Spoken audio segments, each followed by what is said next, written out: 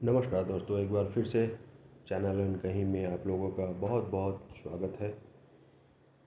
बहुत समय पहले की बात है, एक बादशाह हुआ करता था जिसको भेष बदल के अपने राज्य में घूमने की आदत थी। एक समय वो भेष बदल के अपने राज्य में घूम रहा था, तभी देखा कि एक नदी किनारे एक शख्स मरा पड़ा हुआ है। उसने बहुत अगल बगल जाने वालों से याचना की कि उसे कोई देखे, मगर कोई उसे उसके तरफ जाता नहीं था। सब देख के अनभिज्ञ होके अपना इधर उधर चले जाते थे। राजा को बहुत आश्चर्य हुआ। फिर उसने पता करके कि वो व्यक्ति किस घर का है, उसको ले जाके उसके बीवी के पास उसने पहुंचाया और पूछा कि ऐसा क्यों हो रहा था कि लोग उसे देख के इधर उधर। तो उसकी पत्नी जो है बहुत रोने लगी। पत्नी के रोने से राजा बहुत आश्चर्य में पड़ा। तब उसने बताया कि मैं इनसे कहती थी कि आपको मरने के बाद कोई नहलाने वाला नहीं होगा, कोई आपको अर्थी को कंधा नहीं देगा। तब इन्होंने कहा था कि मुझे वक्त का बादशाह और नेक लोग मुझे नहलाएंगे और मेरे अर्थी को कंधा देंगे।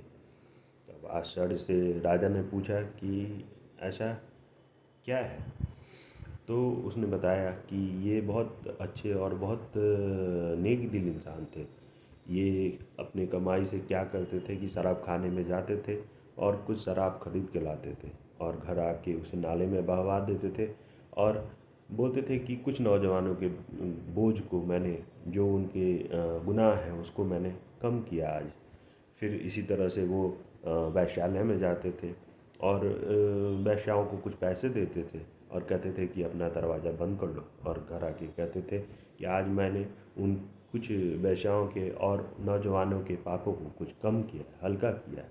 लेकिन ये समाज के लोग जो ये सब देखते थे वो इनसे घृणा करते थे और इनके बारे में गलत सोचते थे। तब बादशाह ने कहा कि मैं बादशाह हूँ और कल मैं इस स्नान कराऊंगा और इनका बहुत ही भव्य तरीके से इनके जो अर्थी है उसको कंधा दूंगा और सारे जो इनके अंतिम क्रियाकलाप है उसको मैं करूंगा। तो दोस्तों, किसी के देखने से दूर से समझ नहीं आता है कि वो इंसान क्या है और कैसा है। तो हो सकता है कि आप सही हो और आपके सही होने से दूसरा अगला इंसान गलत नहीं हो सकता है। तो इसी के साथ आप लोगों का बहुत बहुत प्यार मिला है। थैंक यू, धन्यवाद।